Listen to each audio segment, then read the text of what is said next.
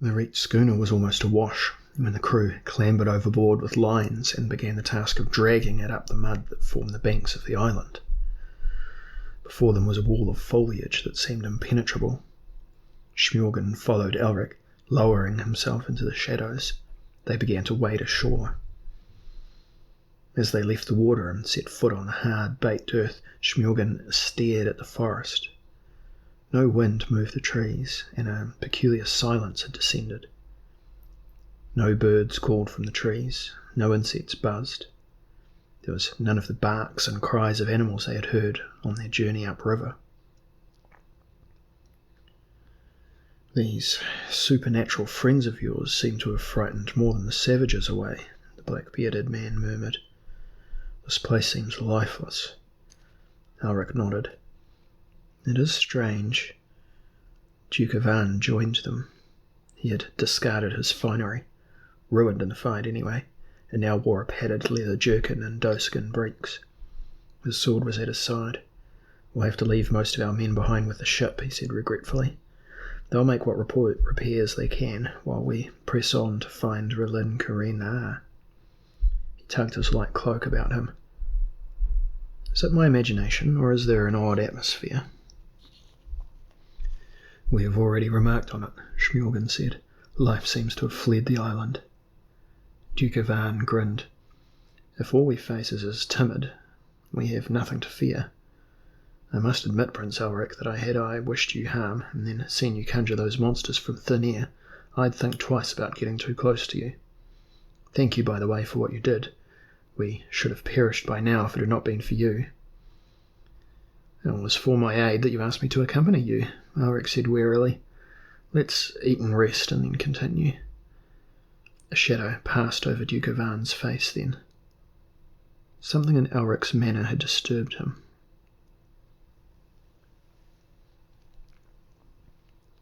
Entering the jungle was no easy matter. Armed with axes, and the 6 members of the crew, all that could be spared, began to hack at the undergrowth, and still the unnatural silence prevailed. By nightfall they were less than half a mile into the forest and completely exhausted. The forest was so thick that there was barely room to pitch their tent. The only light in the camp came from the small, spluttering fire outside the tent. The crewmen slept where they could in the open. Elric could not sleep, but now it was not the jungle which kept him awake. He was puzzled by the silence, for he was sure it was not their presence which had driven all life away. There was not a single small rodent, bird, or insect anywhere to be seen. There were no traces of animal life. The island had been deserted for all but vegetation for a long while, perhaps for centuries, or tens of centuries. He remembered another part of the old legend of Relin Karina. It had been said that when the gods came to meet there, not only the citizens fled, but also all the wildlife. Nothing had dared see the High Lords or listen to their conversation. Elric shivered, turning his white head this way and that on the rolled cloak that supported it, his crimson eyes tortured. If there were dangers on this island, they would be subtler dangers than those they had faced on the river. The noise of their passage through the forest was the only sound to be heard on the island as they forced their way on the next morning. With lodestone in one hand and map in the other, Duke Ivan Astran sought to guide them, directing his men where to cut their path. But it became even slower, and it was obvious that no creatures had come this way for many ages. By the 4th day they had reached a natural clearing of flat volcanic rock and found a spring there. Gratefully they made camp. Elric began to wash his face in the cool water when he heard a yell behind him. He sprang up. One of the crewmen was reaching for an arrow and fitting it to his bow. "What is it?" Duke Ivan called. "I saw something, my lord." "Nonsense, there are no—" "Look!" The man drew back the string and let fly into the upper terraces of the forest. Something did seem to stir then, and Elric thought he saw a flash of grey among the trees. "Did you see what kind of creature it was?" Schmurgen asked the man. "No, master, I feared at first it was those reptiles again." They're too frightened to follow us onto this island, Duke Ivana reassured him. I hope you're right, Schmilgen said nervously. Well, then what could it have been? Elric wondered.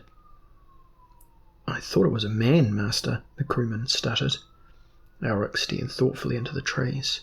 A man? Schmilgen asked. You were hoping for this, Elric? I'm not sure.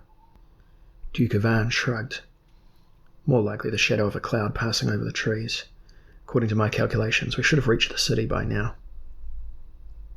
You think, after all, that it does not exist? Elric said.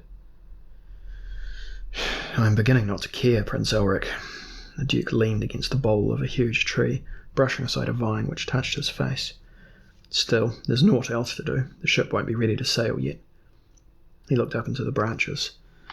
I did not think I should miss those damned insects that plagued us on our way here. The crewman who had shot the arrow suddenly shouted again. There, I saw him. It is a man. While the others stared, but failed to discern anything, Duke Ivan continued to lean against the tree. You saw nothing. There is nothing here to see. Elric turned towards him. Give me the map and the lodestone, Duke Ivan. I have a feeling I can find the way. The Vilmerian shrugged, an expression of doubt on his square, handsome face. He handed the things over to Elric. They rested the night, and in the morning they continued, with Elric leading the way. And at noon they broke out of the forest and saw the ruins of Relin Cohen. Nothing grew among the ruins of the city. The streets were broken, and the walls of the houses had fallen, but there were no weeds flowering in the cracks, and it seemed that the city had but recently been brought down by an earthquake. Only one thing still stood intact, towering over the ruins. It was a gigantic statue of white, grey, and green jade, the statue of a naked youth with the face of almost feminine beauty that turned sightless eyes towards the north. The eyes, Duke Ivan Strahn said. They're gone. The others said nothing as they stared at the statue and the ruins surrounding it. The area was relatively small and the buildings had little decoration. The inhabitants seemed to have been a simple, well-to-do folk, totally unlike the Melnibonéans of the Bright Empire. Elric could not believe that the people of Relin Cohen had been his ancestors. They had been too sane. The statue's already been looted, Duke Ivan continued. A damn journey's been in vain. Elric laughed. Did you really think you would be able to prise the Jade Man's eyes from their sockets, my lord? The statue was as tall as any tower of the dreaming city, and the head alone must have been the size of a reasonably large building. Duke Ivan pursed his lips and refused to listen to Elric's mocking voice. We may yet find the journey worth our while, he said. There were other treasures in Rillen Krenar. Come. He led the way into the city. Very few of the buildings were even partially standing, but they were nonetheless fascinating, if only for the peculiar nature of their building materials, which were of a kind the travellers had never seen before. The colours were many, but faded by time, soft reds and yellows and blues, and they flowed together to make almost infinite combinations. Elric reached out to touch one wall and was surprised at the cool feel of the smooth material. It was neither stone, nor wood, nor metal. Perhaps it has been brought here from another plane. He tried to visualize the city as it had been before it was deserted. The streets had been wide, there had been no surrounding wall, the houses had been low and built around large courtyards. If this was indeed the original home of his people, what had happened to change them from the peaceful citizens of Relin Cohen to the insane builders of Imria's bizarre and dreaming towers? Elric had thought he might find a solution to a mystery here, but instead he had found another mystery. It was his fate, he thought, shrugging to himself. And then the first crystal disc hummed past his head and smashed against a collapsing wall. The next disc split the skull of a crewman, and a third nicked Schmilgen's ear before they had thrown themselves flat amongst the rubble. They're vengeful, those creatures, Ivan said with a hard smile. They'll risk much to pay us back for their comrades' deaths. Terror was on the face of each surviving crewman, and fear had begun to creep into Ivan's eyes. More discs clattered nearby, but it was plain that the party was temporarily out of sight of the reptiles. Schmilgen coughed as white dust rose from the rubble and caught in his throat. "You'd best summon those monstrous allies of yours again, Elric." Elric shook his head. "I cannot. My ally said he would not serve me a second time." He looked to his left where the four walls of a small house still stood. There seemed to be no door, only a window. "Well then call something," Count Schmilgen said urgently. "Anything." "I am not sure." Then Elric rolled over and sprang for the shelter, flinging himself through the window to land on a pile of masonry which grazed his hands and knees. He staggered upright. In the distance he could see the huge blind statue of the god dominating the city. This was said to be an image of Arioch, though it resembled no image of Arioch Elric had ever manifested, or seen manifested. Did that image protect Relen or did it threaten it? Someone screamed. He glanced through the opening and saw that a disc had landed and chopped through a man's forearm. He drew Stormbringer and raised it, facing the jade statue. "Arioch," he cried. "Arioch, aid me." Black light burst from the blade and it began to sing as if joining in Elric's incantation. "Arioch." Would the demon come? Often the patron of the kings of Melniboné refused to materialize, claiming that more urgent business called him. Business concerning the eternal struggle between law and chaos. "Arioch." Sword and man were now wreathed in a palpitating black mist, and Elric's white face was flung back, seeming to rise as the mist writhed. "Arioch, I beg thee to aid me. It is Elric who calls thee." And then a voice reached his ears. It was soft, purring, a reasonable voice. It was a tender voice. "Elric, I am fondest of thee. I love thee more than any other mortal, but aid thee I cannot. Not yet." Elric cried desperately. "Well then we are doomed to perish here." "Thou can escape this danger. Flee alone into the forest. Leave the others whilst thou hast time. Thou hast a destiny to fulfill elsewhere and elsewhen." "Well, I will not desert them." "Thou art foolish, sweet Elric." "Arioch, since Melniboné's founding thou hast aided her kings. Aid her last king this day." "I cannot dissipate my energies. A great struggle looms, and it would cost me much to return to Relen. Flee now. Thou shalt be saved. Only the others will die." And then the Duke of Hell had gone. Elric sensed the passing of his presence. He frowned, fingering his belt pouch, trying to recall something he had once heard. Slowly he resheathed the reluctant sword. Then there was a thump and Schmilgen stood panting before him. "Well, is aid on the way?" "I fear not." Elric shook his head in despair. "Once again Arioch refused me. Once again he speaks of a greater destiny, a need to conserve his strength. Your ancestors could have picked a more tractable demon as their patron. Our reptilian friends are closing in. Look." Schmilgen pointed to the outskirts of the city. A band of about a dozen stilt-legged creatures were advancing, their huge clubs at the ready. There was a scuffling noise from the rubble on the other side of the wall, and Ivan appeared, leading his men through the opening. He was cursing. "No extra aid is coming, I fear," Elric told him. The Vilmurian smiled grimly. Then the monsters out there knew more than did we." "It seems so. We'll have to try to hide from them," Schmilgen said without much conviction. "We'd not survive a fight." The little party left the ruined house and began to inch its way through what cover it could find, moving gradually nearer to the centre of the city and the statue of the Jade Man. A sharp hiss from beyond them told them that the reptile warriors had sighted them again, and another Vilmirian fell with a crystal disc protruding from his back. They broke into a panicky run. Ahead now was a red building of several stories, which still had its roof.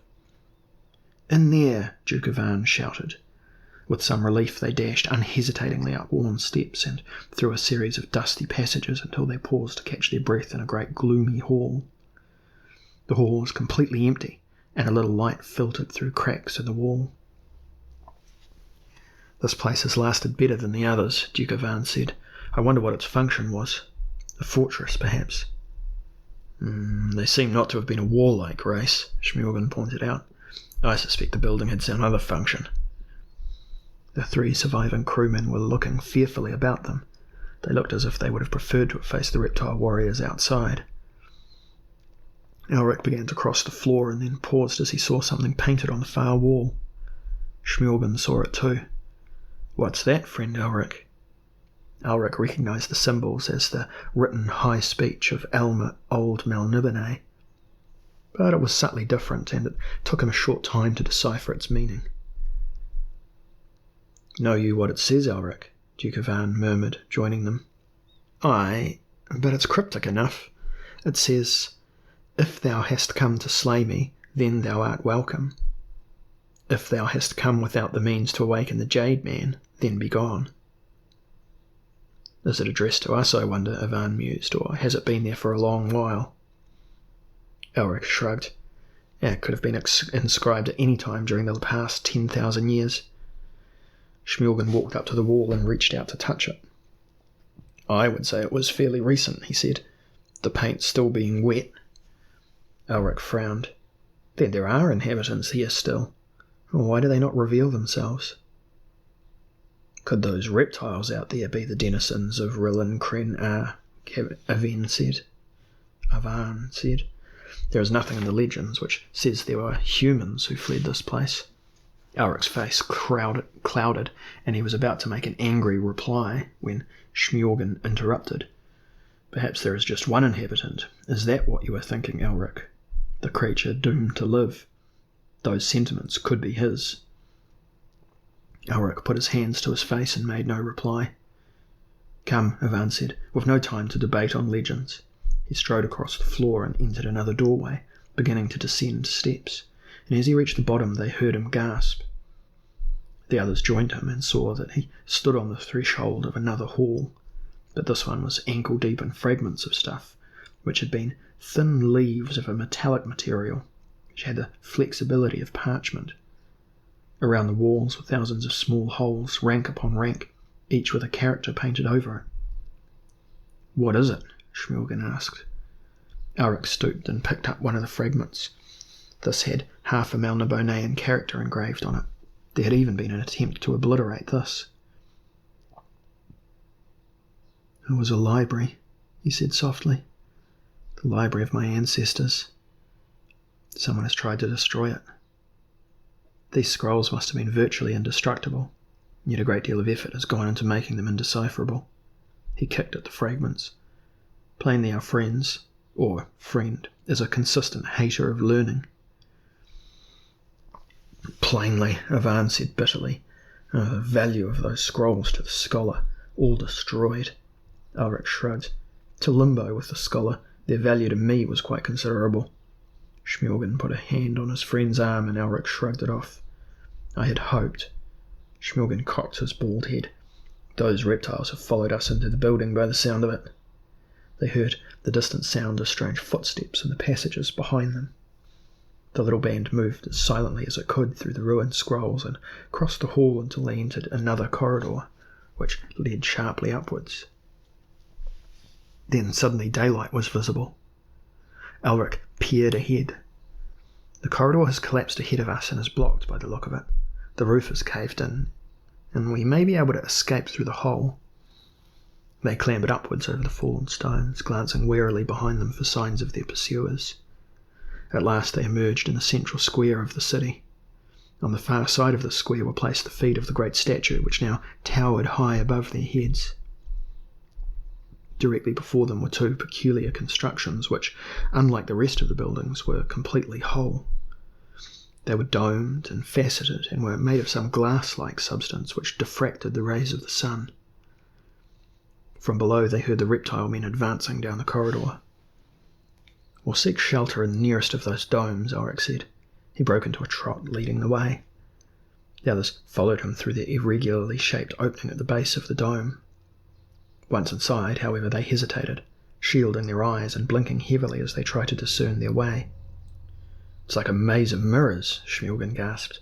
"By the gods, I've never seen a better. What was its function, I wonder?"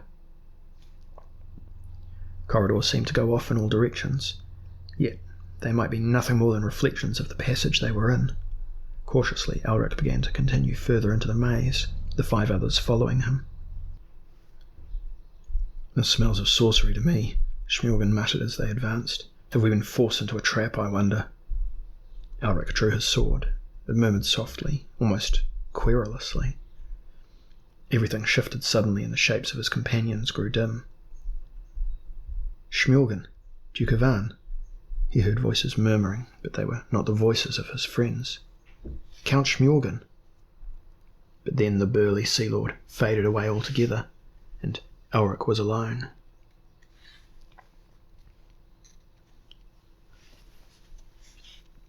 He turned, and a wall of red brilliance struck his eyes and blinded him. He called out, and his voice was turned into a dismal wail which mocked him. He tried to move, but he could not tell whether he remained in the same spot or walked a dozen miles. Now there was someone standing a few yards away, seemingly obscured by a screen of multicoloured, transparent gems. He stepped forward and made to dash away the screen, but it vanished, and he stopped suddenly. He looked on a face of infinite sorrow,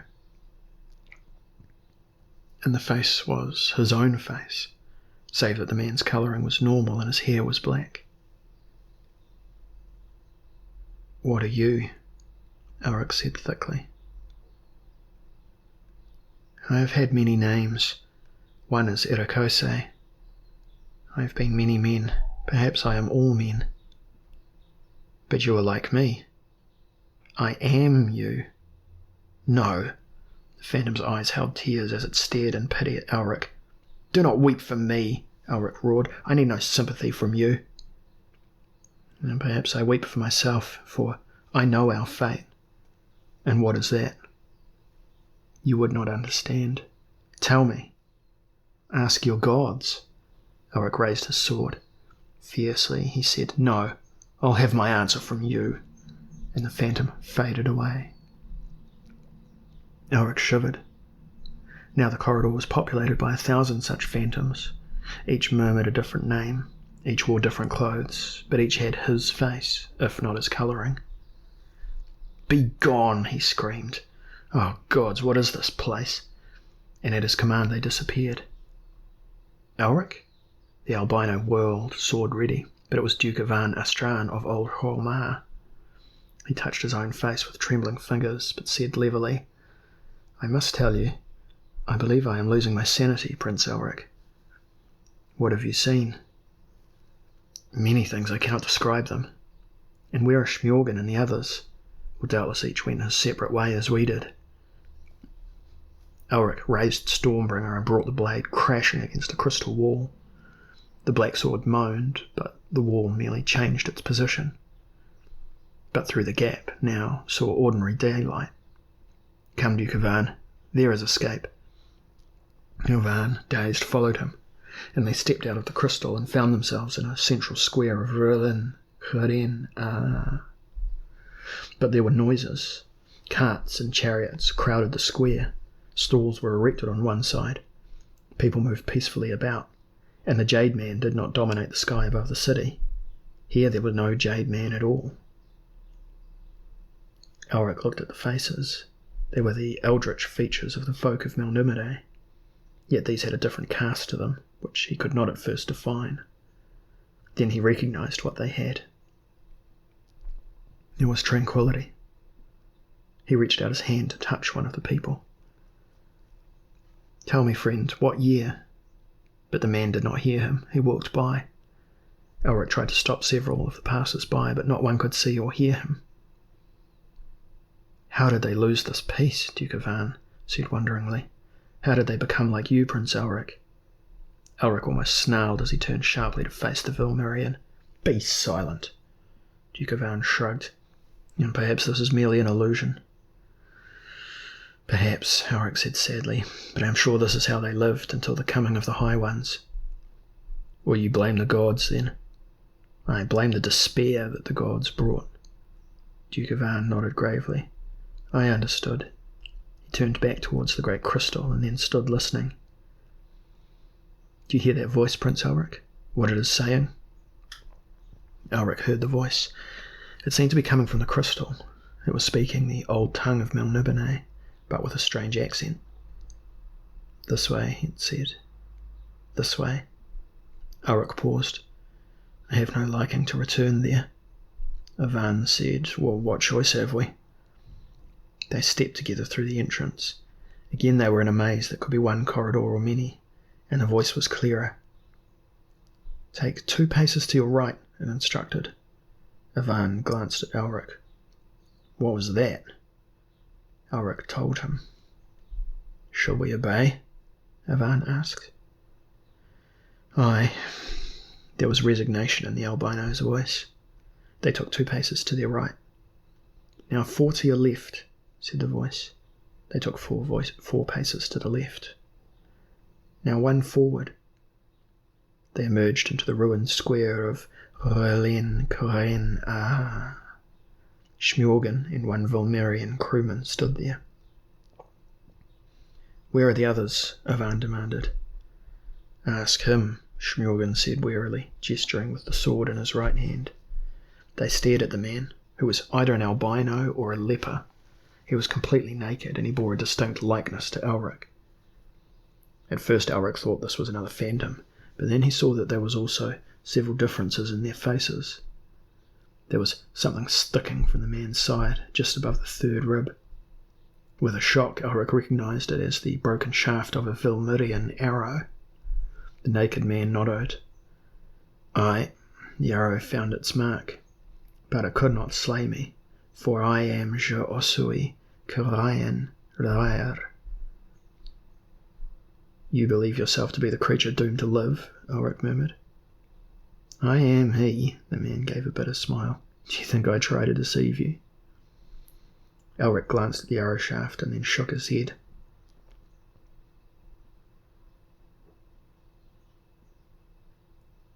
"You are 10,000 years old." Ivan stared at him. "What does he say?" asked Je Osui Karayan Raya of Elric. Elric translated. "Is that all it has been?" The man sighed. And then he looked intently at Elric. "You are of my race." "It seems so." "Of what family?" "Of the royal line." "Well, then you have come at last. I too am of that line. I believe you. I noticed that the OLAB seek you." "The OLAB?" "Those primitives with the clubs." "Aye, we encountered them on our journey upriver." "I will lead you to safety. Come." Elric allowed Je Osui Karayan Raya to take them across the square to where part of a tottering wall still stood. The man then lifted a flagstone and showed them the steps leading down into darkness. They followed him, descending cautiously as he caused the flagstone to lower itself above their heads, and they found themselves in a room lit by crude oil lamps. Save for a bed of dried grasses, the room was empty. "You live sparely," Elric said. "I have need for nothing else. My head is sufficiently furnished." "And where did the OLAB come from?" Elric asked. "They are but recently arrived in these parts, scarcely 1,000 years ago, or perhaps half that time. They came from further upriver after some quarrel with another tribe. They do not usually come to the island. You must have killed many of them, for them to wish you such harm." "We killed many." Josui Kurel and Raya gestured at the others who were staring at him in some discomfort. "And these? Primitives also, eh? They're not of our folk. Yeah, there are few of our folk left. What does he say? Duke Ivan asked. He says that those reptile warriors are called the Olab, Elric told him. And was it these Olab who stole the Jade Man's eyes? When Elric translated the question, the creature doomed to live was astonished. Did you not know then? Know what? Why, you have been in the Jade Man's eyes. Those great crystals in which you wandered, that is what they are. When Elric offered this information to Duke Ivan, the Vilmirian burst into laughter. He flung his head back and roared with mirth, while the others looked gloomily on. The cloud that had fallen across his features of late suddenly cleared, and he became again the man whom Elric had first met. Smorgon was the next to smile, and even Elric acknowledged the irony of what had happened to them. Those crystals fell from his face like tears soon after the High Ones departed, continued Je suis Corellenraya. So the High Ones did come here. I, the Jade Man, brought the message, and all the folk departed, having made their bargain with him. The Jade Man was not built by your people. The Jade Man is the Duke Arioch of Hell. He strode from the forest one day and stood in the square and told the people what was to come about, that our city lay at the centre of some particular configuration, and that it was only there that the lords of the higher worlds could meet. And the bargain? Well, in return for their city, our royal line might in future increase their power with Arioch as their patron. He would give them great knowledge and the means to build a new city elsewhere. And they accepted this bargain without question. Well, there was little choice, kinsman. Elric lowered his eyes to regard the dusty floor. And thus they were corrupted, he murmured. Only I refused to accept the pact. I did not wish to leave the city, and I mistrusted Arioch. When all the others set off down the river, I remained here, where we are now. And I heard the lords of the higher worlds arrive, and I heard them speak, laying down the rules under which law and chaos would fight thereafter. When they had gone, I emerged, but Arioch, the Jade Man, was still here. He looked down on me through his crystal eyes, and he cursed me. When that was done, the crystals fell and landed where you see them now. Arioch's spirit departed, but his jade image was left behind.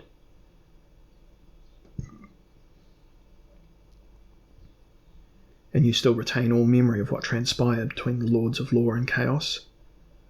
That is my doom. Or perhaps your fate was less harsh than that which befell those who left, Elric said quietly. I am the last inheritor of that particular doom. Je suis Corellenraya looked puzzled, and then he stared into Elric's eyes, and an expression of pity crossed his face. I had not thought that there was a worse fate. Now I believe there must be. Elric said urgently, ease my soul at least. I must know what passed between the High Lords in those days. I must understand the nature of my existence, as you at least understand yours. Tell me, I beg you. Je suis Corellenraya frowned, and he stared deeply into Elric's eyes. Do you not know all my story then? Is there more? I can only remember what passed between the High Lords, but when I try to tell my knowledge aloud, or try to write it down, I cannot. Elric grasped the man's shoulders. You must try. You must try. I know that I cannot. Seeing the torture in Elric's face, Smorgon came up to him. What is it, Elric? Elric's hands clutched his head. Our journey has been useless.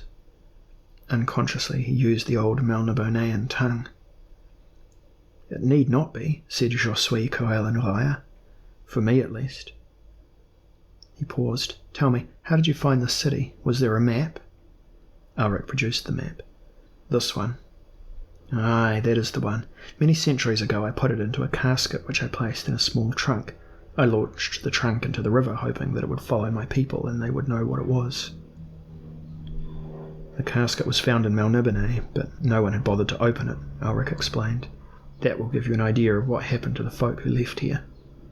The strange man nodded gravely. And was there still a seal upon the map? There was, I have it. An image of one of the manifestations of Arioch embedded in a small ruby. Aye, I thought I recognised the image, but I could not place it. The image in the gem, murmured Josui Corelanoia. As I prayed, it has returned, borne by one of the royal line. And what is its significance? Schmjorgen interrupted. Will this fellow help us escape, Elric? We are becoming somewhat impatient. Wait, the albino said. I will tell you everything later. The image in the gem could be the instrument of my release, said the creature doomed to live. If he who possesses it is of the royal line, then he can command the Jade Man. But why did you not use it? Well, because of the curse that was put on me. I had the power to command, but not to summon the demon. It was a joke, I understand, of the High Lords. Elric saw bitter sadness in the eyes of Josui Corelanoia. He looked at the white naked flesh and the white hair and the body that was neither old nor young, at the shaft of the arrow sticking out above the third rib on the left side. What must I do? He asked. You must summon Arioch, and then you must command him to enter his body again and recover his eyes, so that he may see to walk away from R'lin R'en. And when he walks away, the curse goes with him. Elric was thoughtful. If he did summon Arioch, who was plainly reluctant to come, and then commanded him to do something he did not wish to do, he stood the chance of making an enemy of that powerful, if unpredictable, entity. Yet they were trapped here by the Olab warriors, with no means of escaping them. If the Jade Man walked, the Olab would almost certainly flee, and there would be time to get back to the ship and reach the sea. He explained everything to his companions. Both Schmjorgen and Ivan looked dubious, and the remaining Vilmerian crewmen looked positively terrified. I must do it, Elric decided. For the sake of this man, I must call Arioch and lift the doom that is on R'lin R'en. And bring a greater doom to us, Duke Ivan said, putting his hand automatically upon the sword hilt. No, I think we should take our chances with the Olab. Leave this place. He is mad. He raves. Let's be on our way. I'll go if you choose, Elric said, but I will stay with the creature doomed to live. Then you will stay here forever. You cannot believe his story. But I do believe it. You must come with us. Your sword will help. Without it, the Olab will certainly destroy us. Well, you saw that Stormbringer has little effect against the Olab, and yet it has some. Do not desert me, Elric. I am not deserting you. I must summon Arioch. That summoning will be to your benefit, if not to mine. I am unconvinced. It was my sorcery you wanted on this venture, and now you shall have my sorcery. Ivan backed away. He seemed to fear something more than the Olab, more than the summoning. He seemed to read a threat in Elric's face of which even Elric was unaware. We must go outside, said Josui Corelanoia. We must stand beneath the Jade Man. And when this is done, Elric asked suddenly, how will we leave R'lin R'en? There is a boat. It has no provisions, but much of the city's treasure is in it. It lies to the west end of the island. Well, that is some comfort, Elric said. And you could not use it yourself? I could not leave. Is that part of the curse? Aye, the curse of my timidity. Timidity has kept you here 10,000 years. Aye. They left the chamber and went out into the square. Night had fallen and a huge moon was in the sky. From where Elric stood it seemed to frame the Jade Man's sightless head like a halo. It was completely silent. Elric took the image and the gem from his pouch and held it between the forefinger and thumb of his left hand. With his right he drew Stormbringer. Ivan, Schmjorgen and the Vilmerian crewmen fell back. He stared up at the huge jade legs, the genitals, the torso, the arms, the head. He raised his sword in both hands and screamed, Arioch! Stormbringer's voice almost drowned his. It pulled in his hands. It threatened to leave his grasp altogether as it howled. Arioch! All the watchers saw now was the throbbing, radiant sword, the white face and hands of the albino and his crimson eyes glaring through the blackness. Arioch! And then a voice which was not Arioch's came to Elric's ears, and it seemed that the sword itself spoke. Elric, Arioch must have blood and souls. Blood and souls, my lord. No, these are my friends, and the Olab cannot be harmed by Stormbringer. Arioch must come without the blood, without the souls. Well, only those can summon him for certain, said a voice, more clearly now. It was sardonic, and it seemed to come from behind him. He turned, but there was nothing there. He saw Duke Ivan's nervous face, and as his eyes fixed on the Vilmirian's countenance, the sword swung round, twisting against Elric's grip and plunging towards the Duke. No, cried Elric, stop! But Stormbringer would not stop until it had plunged deep into Duke Ivan's heart and quenched its thirst. The crewman stood transfixed as he watched his master die. Duke Ivan writhed. Elric, what treachery! No, he jerked. Please, he quivered. My soul. He died. Elric withdrew the sword and cut the crewman down as he ran to his master's aid. The action had been without thought. Now Arioch has his blood and souls, he said coldly. Let Arioch come.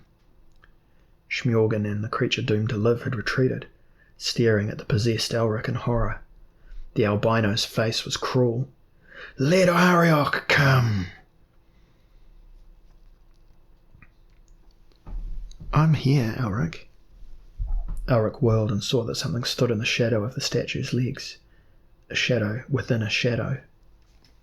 Arioch, thou must return to this manifestation and make it leave Roelin Kren forever. I do not choose to, Elric. Then I must command thee, Druco Arioch. Command? Only he who possesses the image in the gem may command Arioch, and then only once. I have the image in the gem. Elric held the tiny object up. See? The shadow within a shadow swirled for a moment as if in anger. If I obey your command, you will set in motion a chain of events which you might not desire, Arioch said, speaking suddenly in low Melnibonéan, as if to give extra gravity to his words. Then let it be. I command you to enter the Jade Man and pick up its eyes so that it might walk again. Then I command you to leave here and take the curse of the High Ones with you. Arioch replied, When the Jade Man ceases to guard the place where the High Ones meet, then the great struggle of the upper worlds begins on this plane. I command thee, Arioch, go into the Jade Man. You are an obstinate creature, Elric. Go. Elric raised Stormbringer. It seemed to sing in monstrous glee, and it seemed at that moment to be more powerful than Arioch himself, more powerful than all the lords of the higher worlds. The ground shook. Fire suddenly blazed around the form of the great statue. The shadow within a shadow disappeared, and the Jade Man stooped. Its great bulk bent over Elric, and its hands reached past him, and it groped for the two crystals that lay on the ground. Then it found them, took one in each hand, straightening its back. Elric stumbled towards the far corner of the square, where Smjorgen and Joswy Coel and Raya already crouched in terror. A fierce light now blazed in the Jade Man's eyes, and the jade lips parted. It is done, Elric, said a huge voice. Joswy Coel and Raya began to sob. Then go, Arioch. I go. The curse is lifted from Roelin Kren, and from Joswy Coel and Raya. But a greater curse now lies upon your whole plane. "What is this, Arioch? Explain yourself," Elric cried. "Soon you will have your explanation. Farewell." The enormous legs of Jade moved suddenly, and in a single step had cleared the ruins and had begun to crash through the jungle. In a moment the Jade Man had disappeared. Then the creature doomed to live laughed. It was a strange joy that he voiced. Shmurgan blocked his ears. "And now," shouted Josui, Coel, and Raya, "now your blade must take my life. I can die at last." Elric passed his hand across his face. He had hardly been aware of any of the recent events. "No," he said in a dazed tone. I cannot." And Stormbringer flew from his hand, flew to the body of the creature doomed to live and buried itself in his chest. And as he died, Josui, Coel, and Raya laughed. He fell to the ground and his lips moved. A whisper came from them. Elric stepped nearer to hear. "The sword has my knowledge now. My burden has left me." The eyes closed. Josui, Coel, and Raya's 10,000-year lifespan had ended. Weakly, Elric withdrew Stormbringer and sheathed it. He stared down at the body of the creature doomed to live, and then he looked up questioningly at Shmurgan. The burly Sea Lord turned away. The sun began to rise. Grey dawn came. Elric watched the corpse of Josui, Coel, and Raya turn to powder that was stirred by the wind and mixed with the dust of the ruins. He walked back across the square to where Duke Ivan's twisted body lay, and he fell to his knees beside it. "You were warned, Duke Ivan Istran of Old Hallmar, that ill befell those who linked their fortunes with Elric of Melniboné. But you thought otherwise, and now you go." With a sigh he got to his feet. Shmurgan stood beside him. The sun was now touching the taller parts of the ruins. Shmurgan reached out and gripped his friend's shoulder. "The Olab have vanished. I think they've had their fill of sorcery. Another man has been destroyed by me, Shmurgan. Am I forever to be tied to this cursed sword? I must discover a way to rid myself of it, or my heavy conscience will bear me down so that I cannot rise at all." Shmurgan cleared his throat but was otherwise silent. "I will lay Duke Ivan to rest," Elric said. "You go back to where we left the ship and tell the men that we come."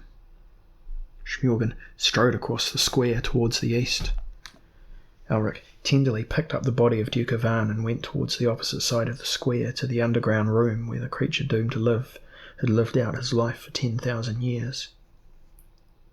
It seemed so unreal to Elric now, but he knew that it had not been a dream, for the Jade Man had gone. His tracks could be seen through the jungle. Whole clumps of trees had been flattened. He reached the place and descended the stairs and laid Duke Ivan down on a bed of dried grasses. Then he took the Duke's dagger and, for want of anything else, dipped it in the Duke's blood and wrote on the wall above the corpse. This was Duke Ivan Istran of Old Hallmar. He explored the world and brought much knowledge and treasure back to Vilmir, his land. He dreamed and became lost in the dream of another, and so died. He enriched the young kingdoms and thus encouraged another dream. He died so that the creature doomed to live might die, as he desired. Elric paused. He threw down the dagger. He could not justify his own feelings of guilt by composing a high-sounding epitaph for the man he had slain. He stood there breathing heavily, then once again picked up the dagger. He died because Elric of Melniboné desired a peace and a knowledge he could never find. He died by the black sword. Outside in the middle of the square, at noon, still lay the lonely body of the last Vilmirian crewman. Nobody had known his name. Nobody felt grief for him or tried to compose an epitaph for him. The dead Vilmirian had died for no high purpose, followed no fabulous dream. Even in death his body would fulfill no function. On this island there was no carrion to feed. In the dust of the city there was no earth to fertilize. Elric came back into the square and saw the body. For a moment to Elric it symbolised everything that had transpired here, and would transpire later. "There is no purpose," he murmured. Perhaps his remote ancestors had, after all, realised that, but had not cared. It had taken the Jade Man to make them care, and then go mad in their anguish. The knowledge had caused them to close their minds to much. "Elric." It was Shmiorgan returning. Elric looked up. "The Olab dealt with the crew and the ship before they came after us. They're all slain. The boat is destroyed." Elric remembered something the creature doomed to live had told him. "There's another boat," he said, "on the east side of the island." It took them the rest of the day and all of the night to discover where Josui Coelanuraya had hidden his boat. They pulled it down to the water in the diffused light of the morning, and they inspected it. "It's a sturdy boat," said Count Shmiorgan approvingly. "By the look of it, it's made of that same strange material we saw in the library of Rillan Krenar." He climbed in and searched through the lockers. Elric was staring back at the city, thinking of a man who might have become his friend, just as Count Shmiorgan had become his friend. He had no friends save Cimmeril and Melniboné. He sighed. Shmiorgan had opened several lockers and was grinning at what he saw there. "Pray the gods I return safe to the Purple Towns. We have what I sought. Look, Elric, treasure. We have benefited from this venture after all." Aye. Elric's mind was on other things. He forced himself to think of more practical matters. "But the jewels will not feed us, Count Shmiorgan," he said, "and it will be a long journey home." "Home?" Count Shmiorgan straightened his great back, a bunch of necklaces in either fist. "Melniboné?" "The young kingdoms. You offered to guest me in your house, as I recall." "For the rest of your life, if you wish. You saved my life, friend Elric. Now you have helped me save my honour." "These past events have not disturbed you?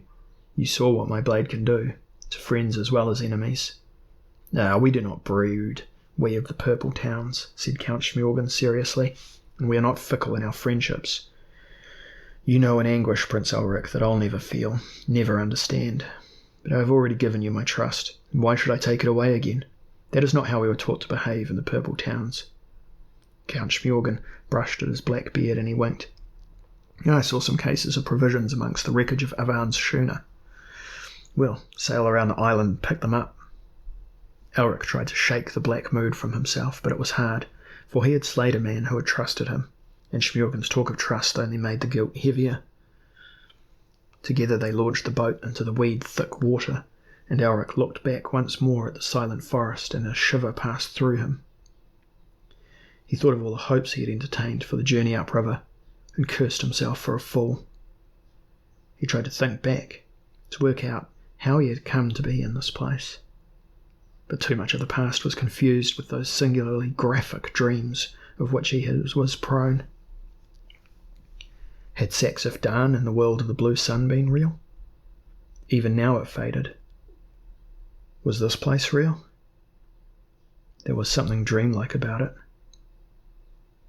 It seemed to him he had sailed on many fateful seas since he had fled from Picarade.